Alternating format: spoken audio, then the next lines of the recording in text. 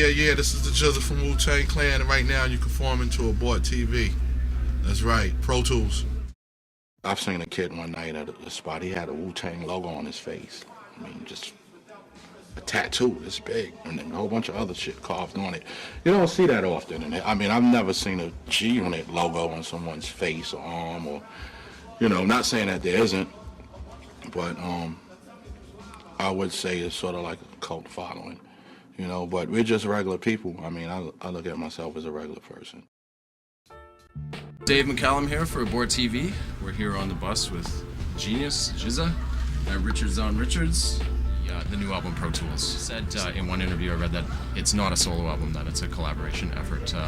How would you describe the concept of the album as a whole, and the title Pro Tools, which obviously inspired by the Pro Tools is just program software that's used for recording, so that really speaks for itself. I just thought of that one day and decided to name it Pro Tools because they were waiting for a title and how labels are. As far as the album overall, it was originally supposed to be a compilation and more like a mixtape. Right. And as time went on, and I took longer and longer to deliver, my ideas and thoughts started changing. Some of the songs that I had, some of the brothers get on, were used for their own projects because I took a while to do something with the song or use it. So a lot of stuff was being used in certain places and it kept changing in the idea. And then, you know, I thought about it one day and where I said, you know, it's still gonna have my name on it. I don't really just want to throw anything out. Yeah. So I changed it. Called it Pro Tools. I just wanted to touch on, I mean, the one track that's kind of catching everyone's ears is the Paper Plates track, the 50 Cent diss. And I don't really want to get into the feud or anything. I just want to ask you your perspective on why do you think at this point in the development of hip-hop, you know, 30-some years into the development of hip-hop culture, why are people's tastes still tending towards the throwaway lyrics? I just think nowadays a lot of artists that's in it are just in it for money, and it shows in their music, you know, to a degree, as far as the contents, what they're speaking about, and also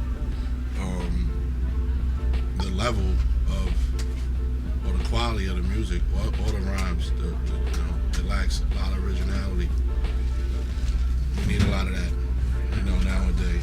I mean, that's how it is. Everyone can't be great lyrically. Well, all MCs are not really all that great lyricists. Some are good, some are better than others. Some are really great. You know, a lot of them are just so-so, whack, whatever you may call it. But I just think artists don't care to really craft. You know, the majority of them, I mean, what we hear and what we see, don't really care to sit down and really craft a work. Swords is, you know, generally universally acclaimed as a classic hip-hop album at this point. One of our interviews we did was with OTEP. Yes, OTEP Shamea.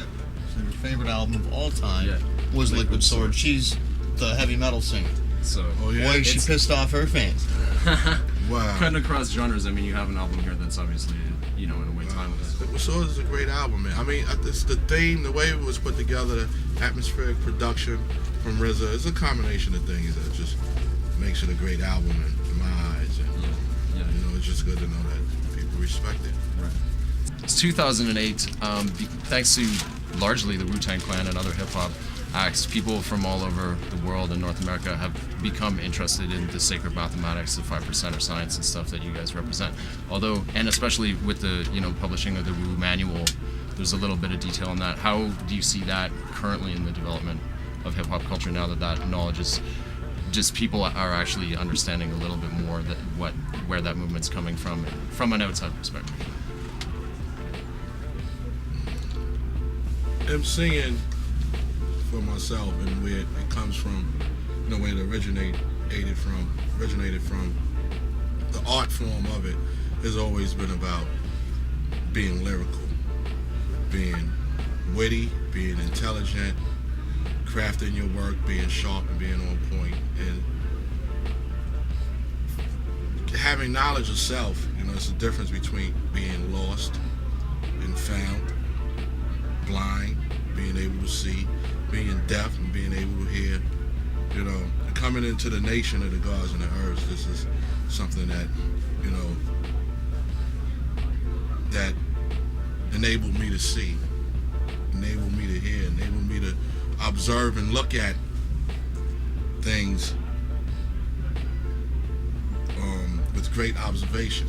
I mean, look into it, question a lot of things, and you know, growing up as an MC, this only helped me be stronger lyrically, because it was all about learning certain things when we were younger, or learning certain lessons and knowing it word for word, and being able to add on and to other things and apply it. I mean, this is what basically acquiring knowledge is about. So, of course, if you're out there striving to get a lot of information, regardless of where you get it from, whether you God body, whether you're a Christian, or whether you're a Muslim, if you're gathering information and you're an artist that's involved in something, that's really going to reflect your work. I mean, if you take someone like Rakim, God body, you know, part of the nation of the gods and the earths, you know, he's looked at as many as like one of the greatest, or the greatest ever to touch the mic. But a lot of that, his lyrical ability, it had mathematics all in it. It was really sparked from that. So, it you know, it plays a big part in hip hop. I think, you know, having knowledge of self. It made me what I am today. It brought me to where I'm at today, as far as, you know, knowledge of self.